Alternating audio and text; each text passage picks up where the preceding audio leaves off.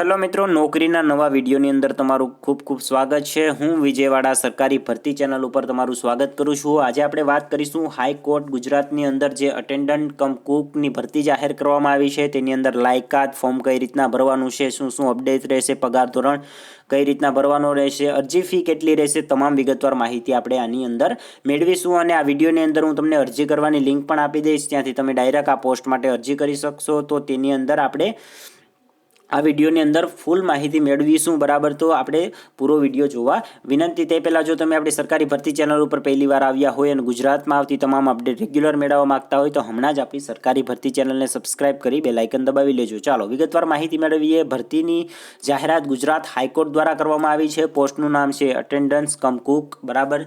તેમાં 5 જેટલી regular post છે અને ફિક્સ્ડ પોસ્ટની વાત કરીએ તો તે 13 છે। એમ કુલ 18 જેટલી જગ્યાનો સમાવેશ થાય છે। જે પણ ઉમેદવારો આ પોસ્ટ માટે લાયકાત ધરાવતા હશે, બરાબર છે, તે ખાસ 19/2/2024 સુધીમાં આ પોસ્ટની અંદર અરજી કરી દે, ત્યારબાદ તે અરજી કરી શકશે નહીં, તે ખાસ ધ્યાનમાં લેવું।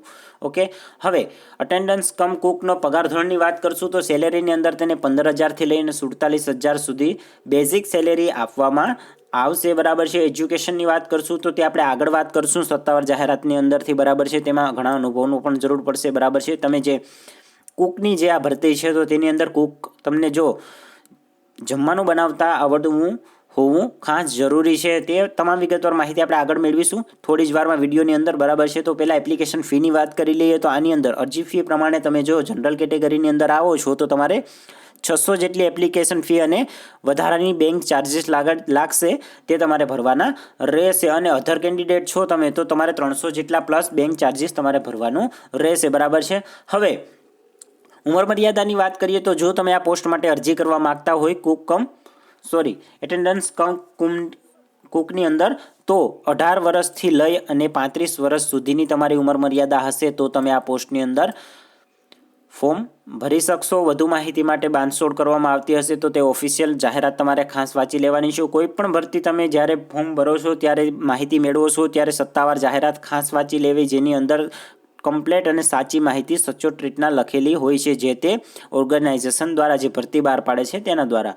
તો હવે એની અંદર ફોર્મ કઈ રીતના ભરવાનું છે તેની વિગતવાર માહિતી મેળવી લેશું। તે પહેલાં આપણે આગળ વાત કરી છે કે એજ્યુકેશનની અંદર જે આપણે માહિતી મેળવવાની છે તો તે મેળવી લઈએ, બરાબર છે। તો એજ્યુકેશનની અંદર આપણે સત્તાવાર જાહેરાતની અંદર ક્લિક કરશું અને સત્તાવાર જાહેરાતની અંદર ડિટેલમાં માહિતી આપેલી છે, કઈ રીતના એજ્યુકેશનની જરૂર પડશે, શું અનુભવની જરૂર પડશે તે આપણે અહીંયા જોઈ લઈએ, બરાબર છે। જેનાથી તમે ફોર્મ ભરો છો આની અંદર તો તમને તમામ માહિતીની જાણ રહે કે કઈ રીતના તેની અંદર એજ્યુકેશનની જરૂર પડશે।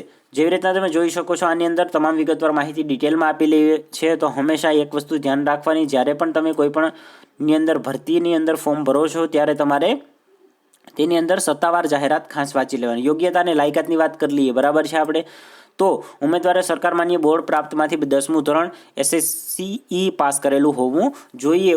પછી જો ઉમેદવાર જે ફોર્મ ભરે છે તેને ગુજરાતી અને હિન્દી ભાષાનું જ્ઞાન હોવું ખાસ જરૂરી છે।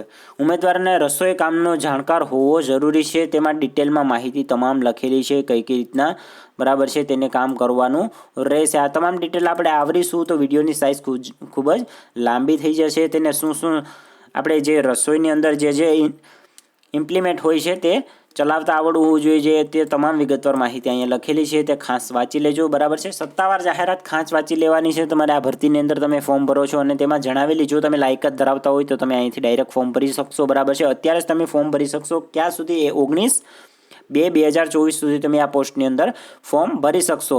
આવી જ નોકરીની અપડેટ માટે ટેલિગ્રામ ખાસ જોઈન કરી લેવું, તેમાં રેગ્યુલર અપડેટ અમારા દ્વારા આપવામાં આવે છે અને વોટ્સઅપ ચેનલમાં પણ અમારા દ્વારા અપડેટ આપવામાં આવે છે। આશા રાખું છું તમામ માહિતી તમને સમજાઈ ગઈ હશે। કોઈ પણ પ્રશ્ન પ્રોબ્લેમ હોય તો લિંક કોમેન્ટમાં તમારી જણાવજો, બરાબર છે। અમારા દ્વારા થતી હશે એટલી મદદ કરવામાં આવશે, તમને ગાઈડન્સ આપવામાં આવશે। મળીશું નવી ભરતી નવી અપડેટ સાથે, ત્યાં સુધી જય હિન્દ, જય ભારત।